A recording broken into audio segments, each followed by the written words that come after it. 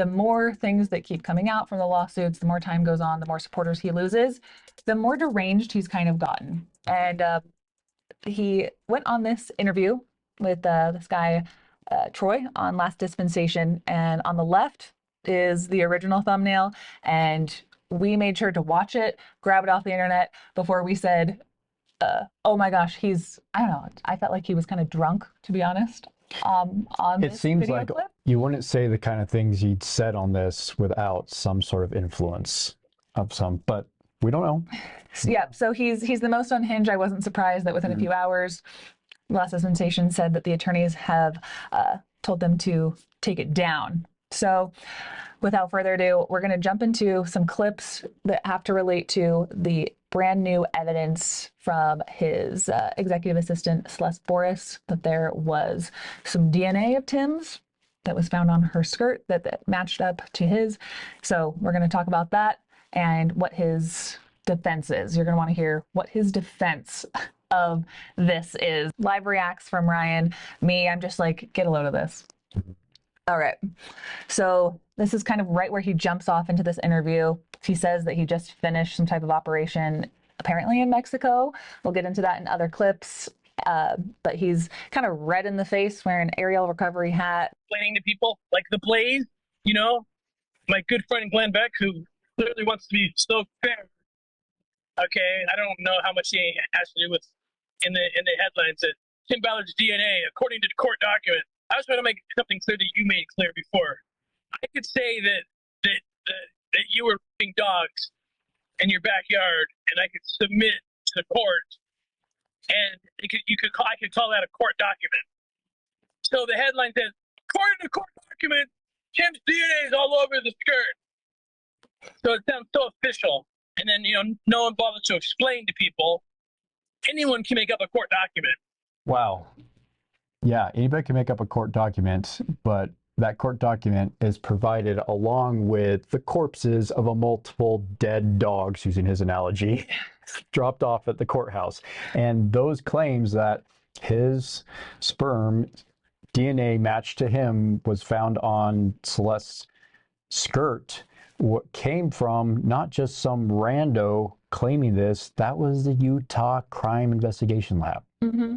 All right, well, let's get into the article. Utah Crime Lab found Tim Ballard's sperm on his assistant's skirt, plaintiff says. Court documents that he's talking about where he's like, you can't possibly people can claim anything in a court document. You just say, like, we found his DNA.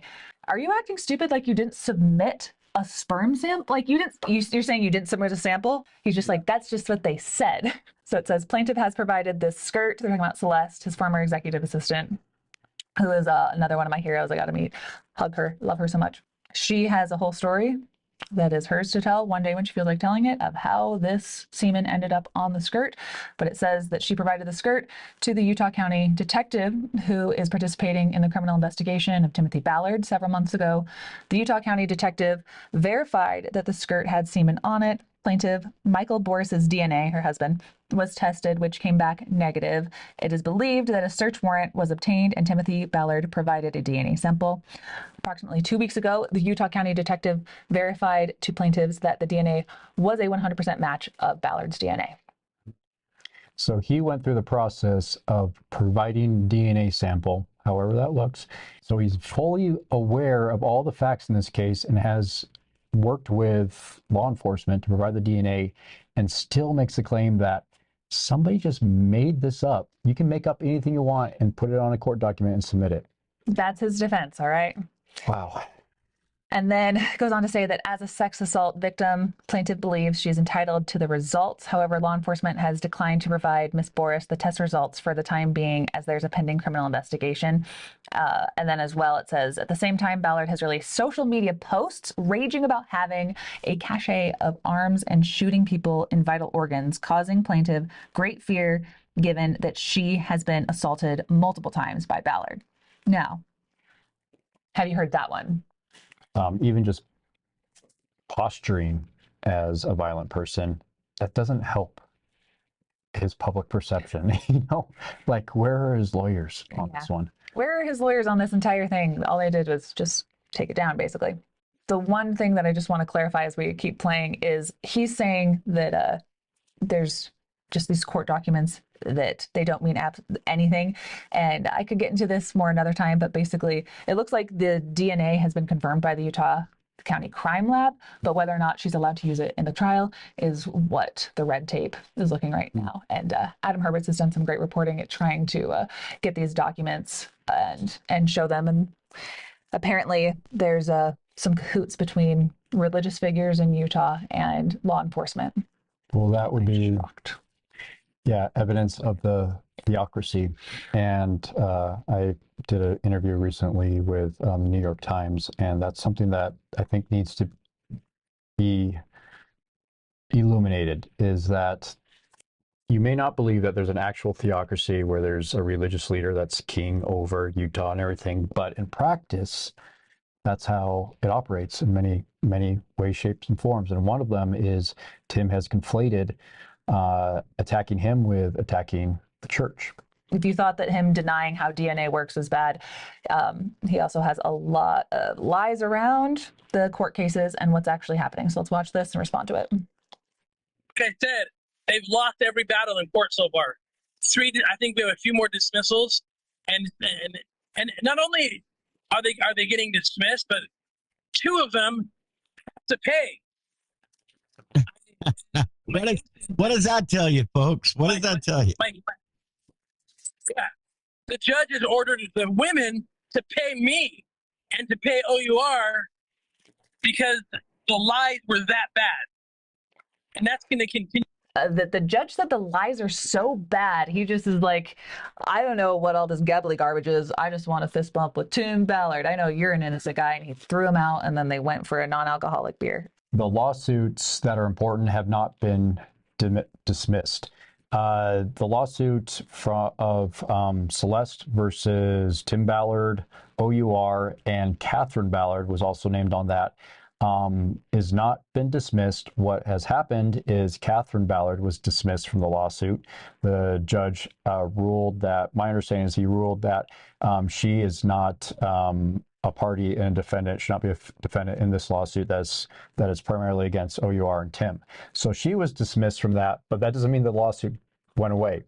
And as part of the, and I'm not a lawyer, so the layman explanation that was explained to me is that when the court was coming up with, and the judge, how these proceedings are going to go, Catherine, after she got dismissed, she was asking for $100,000 of legal expenses to be paid because she had to pay lawyers to get herself dismissed from this case.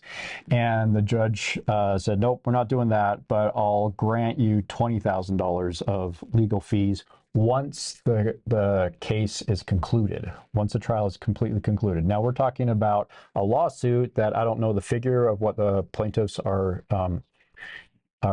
trying to get in damages, but let's say it's $500,000. If once it's concluded and if the women win, then they will have to pay $20,000 of Catherine Ballard's legal fees, according to the agreement. And this was probably done by the lawyers. They could have fought this, and they probably could have got a different ruling if they put up a case, but allowing $20,000 of legal fees to get to be paid once the trial concludes is a small price to pay to just move it forward. They want this to go to trial. The women want this to go to trial, from my understanding, and that's where we'll find the truth. So that small part with Catherine Ballard was dismissed. He says that the women will have to pay me and O.U.R money in retribution for this, and that's absolutely couldn't be more false. If Tim, by some miracle, wins this trial, then that $20,000 in legal fees would go to Catherine. Tim and O.U.R wouldn't have no claim on any of that money. So what he's telling you is absolutely false. It's misleading, and it's not supported by court documents that anybody can go and find and read. And you don't have to do that. We'll do that for you. We'll sort through this BS. And so, yeah, completely made up stuff. Yeah. And then in terms of where he says that we're just like getting cases dismissed all the time, the judges are just throwing them out. They're being laughed out of court. Is there any truth to the cases being dismissed, or what is the action items now moving forward? Yeah, my understanding is that cases are filed in certain jurisdictions and in certain ways, and then as the legal process grinds through, they are determined that it would be beneficial to file it in a different way. And so in order to do that, you dismiss one and then you refile it. Not only are they getting dismissed, but two of them have to pay. What does that tell you, folks? What does that tell you? The judge has ordered the women to pay me and to pay O.U.R because the lies were that bad. And that's going to continue to happen. My prediction is that these girls are going to turn on their attorneys and say, "You promised us nothing." And instead, they're losing everything. Because believe me, there's a lot of lawsuits that are about to. We're sitting back. Lawsuits are coming, and there's going to be a lot of them.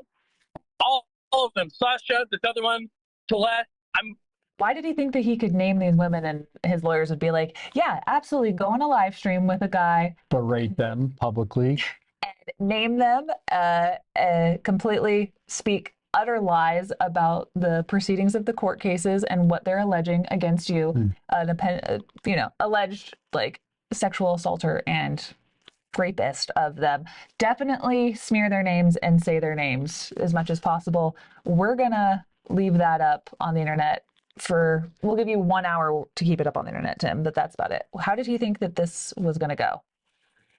I just can't believe that he thinks this is going to help him in any way, shape, or form. But again, it just speaks to, I think, him as a character, as a person, that he cannot remain silent. It's probably he's built this narrative on these kind of claims. And when you see people dropping off your bandwagon, you got to reinforce those claims, make additional claims, and also up the ante a little bit. And that's what this video seems to be all about. Right. It's literally like a guy who knows that he's plummeting at 10,000 feet per second. And screaming, the ground's not coming. Only 3 of the plaintiffs. The others were cut. And we have the texts that show how they were cut. Hey, so sorry, and they just weren't very good at this or that. And our lawsuits are actually going to be backed by facts, by video. You know, these people who keep saying, "I read the filings, I know he's guilty." What are you talking about? You read a novel that somebody wrote. Right. You can write anything in there. Yep. Anyway. I feel like he says that because he knows that that's what he's doing. He's like, actually, you can just write novels. You can just say anything and some people will believe you. Like, DNA doesn't mean what you think it means. And he thinks that people are probably way more stupid than they are, all the way to the point where he says, like, that these women, they were only like 2 or 3 of them were operators. Like, only 2 or 3 of them I took on the couple's ruse. First of all, 1 is too many, Tim. Second of all, he's like, we had to cut them left and right. They were dying to go on missions. He repeats that over and over throughout this video.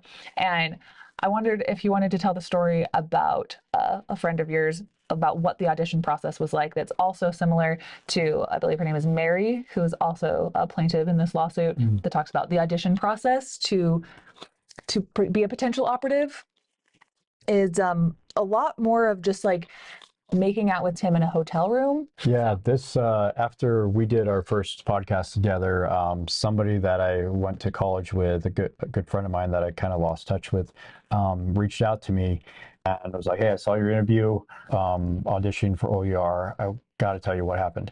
And she relayed this story where she and her friend wanted to join O.U.R. They wanted to be part of the cause of saving kids.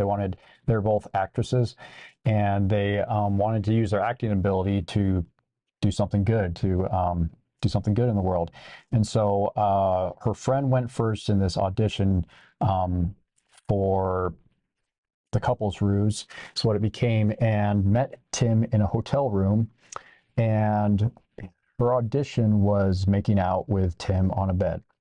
And Tim asked her at the very beginning, how far would you go to save kids? And then this audition was putting this single woman, this young single woman, in a vulnerable position and see how she would react.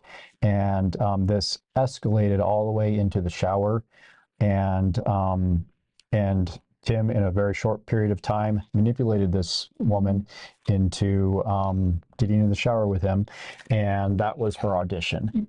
After my friend heard about that, she didn't want to audition. I don't blame her. But that was told to me directly from somebody that I know, that I've known for a long, long time. And unfortunately, that is not an uncommon story that we hear coming from this whole saga. Especially when Tim has this air about him of like, we're doing so much with saving sex trafficked kids. When you put that at the forefront, like you said, with what would you do to save the kids? He's like, I'll give my life for the kids. Would you? Will you do X, Y, and Z with me now? This is what's approved by the Lord or approved by the church. Anything is fair game, that Tim says. Anything is fair game if he fronts it with, what would you do to save the kids? Yeah, and just for context, this happened at the Grand America Hotel, right down the street from Temple Square, where Tim meets with Elder Ballard on a regular basis. And so the hypocrisy it's disgusting. Yeah, all right. So the women are getting cut left and right. They're clamoring to get in here. We let them audition, but some of them use too much tongue, some of them not enough tongue, but mostly they all complain to O.U.R and they make a big fuss for me, Tim Ballard, because I want to be able to do these things without getting complaints. So they're cut, as he would say. I'm not going to let this stop me.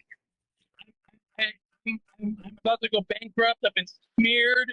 I've been lied about by the good guys. And I'm not stopping. We're doing more operations now than ever before. Truly, follow me. Follow me on Instagram, Tim Ballard 89. Look at all the work we've done. In the last month alone, how many ops have we done? I think 15 or something. I haven't even been able to report on all of them.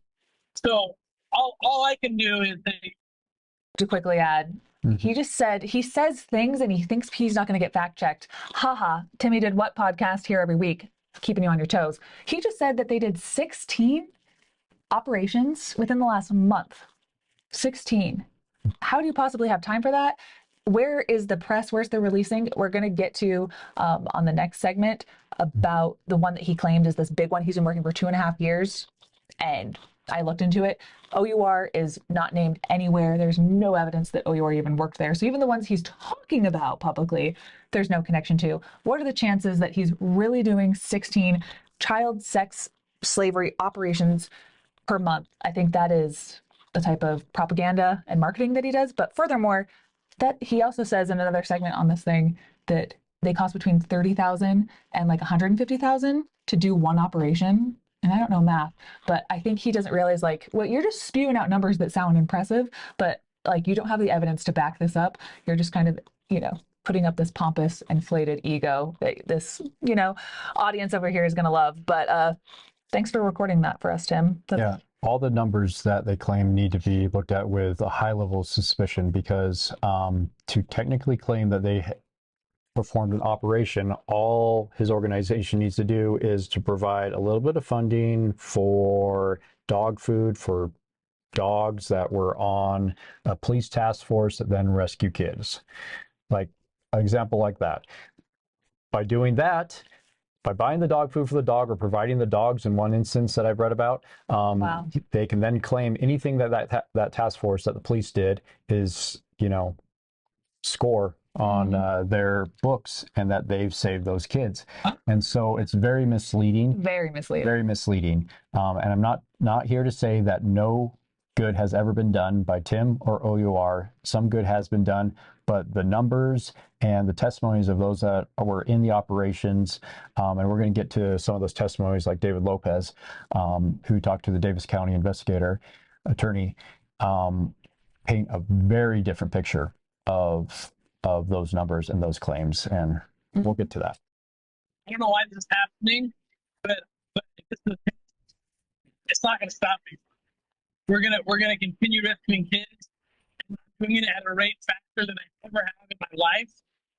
We're getting support and it's really sick. At the end of the day, these women. I have to add in the jokes. This just sounds like a guy after his divorce when his like a high school reunion where he's like, oh yeah, I'm crushing it. I'm getting more chicks than I've ever gotten before. I just had like my 5th shot, but the women love me. They love the way I slur my words. They love the way that my face is all red and I'm hot and puffy and I talk over everybody around me. I'm absolutely crushing it with the ladies right now. Can't keep them away from me. I'm just like, stop it. I'm just too popular. That's the attitude that he has. It's a man in free fall.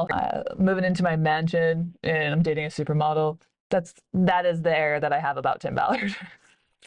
Yeah, I mean, he spins his specific position into something better than it actually is. And I knew him when he was working for the Department of Homeland Security, and he would fundraise and try and start O.U.R under the pretense that I can save more kids and do more good outside the government than working for DHS.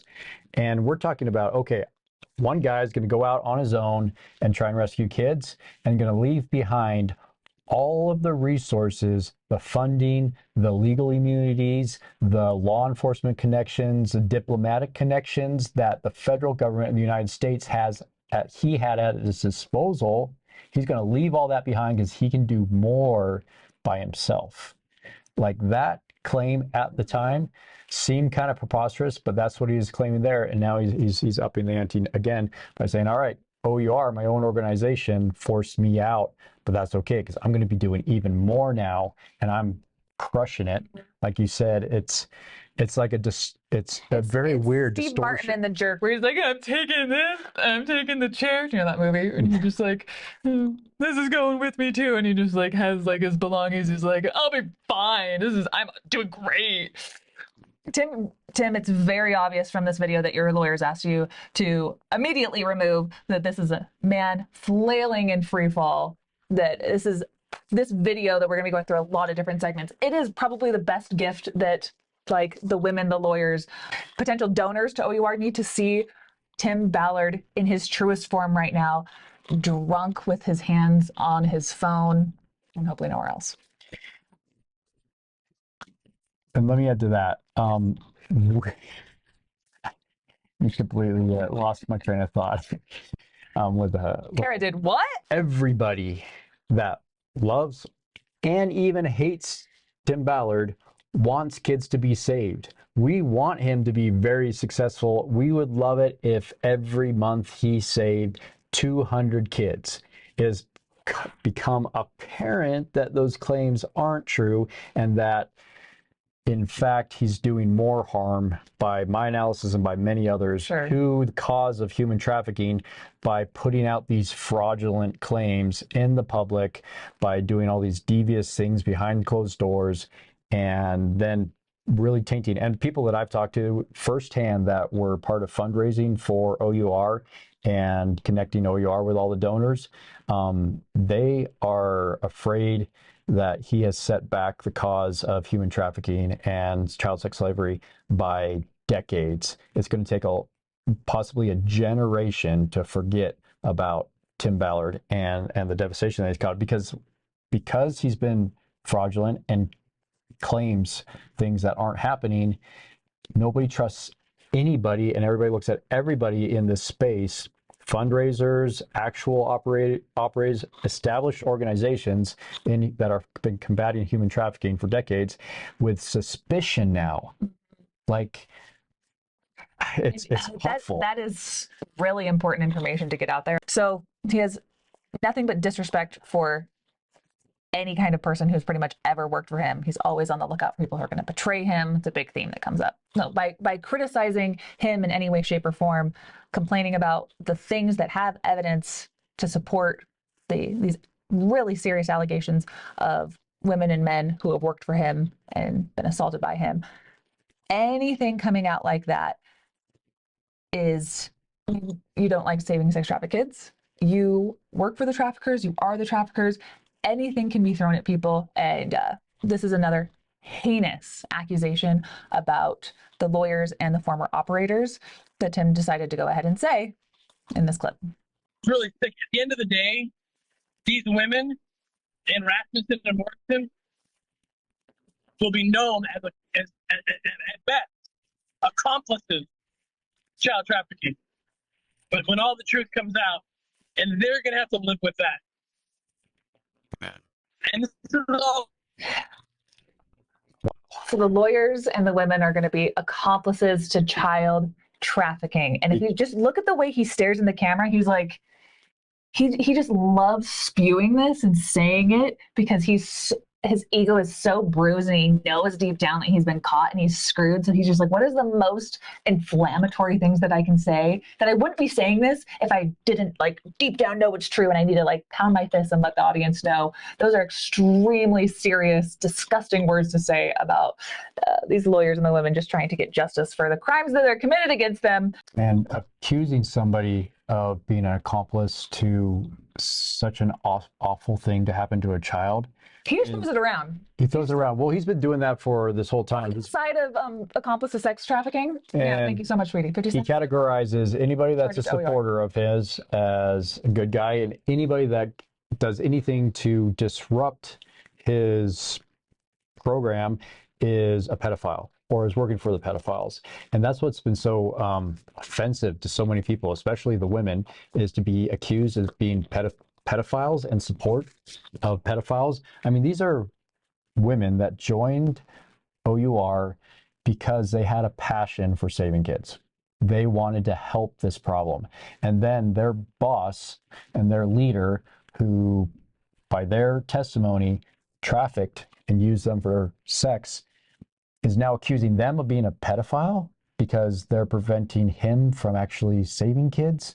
Like, it's flipping the tables, flipping the world upside down, and it couldn't be more offensive, and especially to people that had already dedicated their lives and their time and years to actually helping children to be called that. Like yeah, and such disrespect.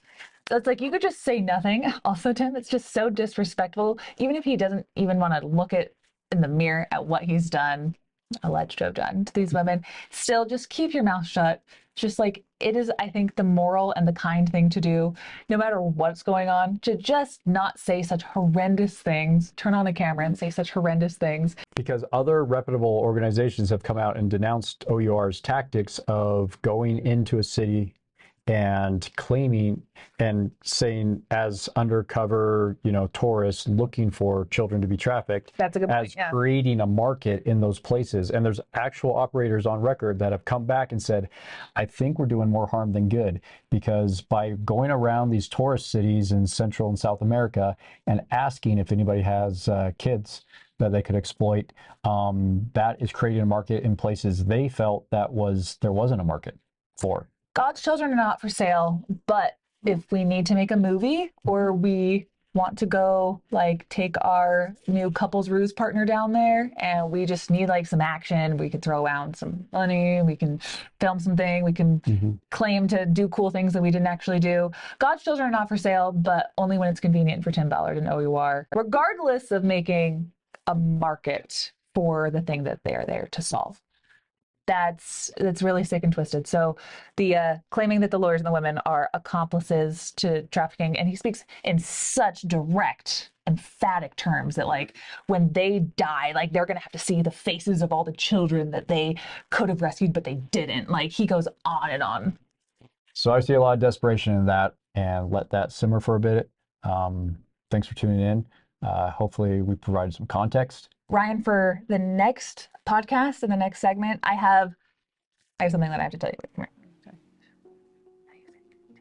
Timmy did what? You have to find out next time on another episode of Timmy Did What.